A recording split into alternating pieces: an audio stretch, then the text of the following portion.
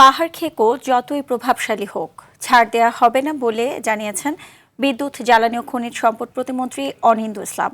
সকালে ভয়াবহ বন্যা ও পাহাড় ধসে ক্ষতিগ্রস্ত কক্সবাজারের বিভিন্ন এলাকা পরিদর্শন শেষে তিনি একথা জানান। প্রতিমন্ত্রী বলেন, অতীতে যেভাবে নির্বিচারে পাহাড় কাটা হয়েছে, বর্তমান সরকারের আমলে তা আর চলতে দেয়া হবে না।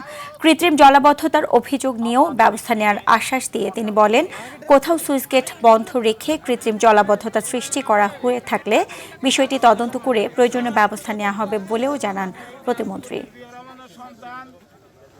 ফ্যাসিস্ট রেজিমে যেভাবে দেধারসে পাহাড় কাটা হয়েছে এবং বিভিন্ন ইন্ডাস্ট্রির নামে পাহাড়কে ধ্বংস করা হয়েছে, এই নির্বাচিত সরকারের সময় এই ঘটনার পুনরাবৃত্তি ইনশাআল্লাহ ঘটবে না। তিনি যত প্রভাবশালী হোক না কেন, এই ধরনের ঘটনা আমরা কাউকে করব।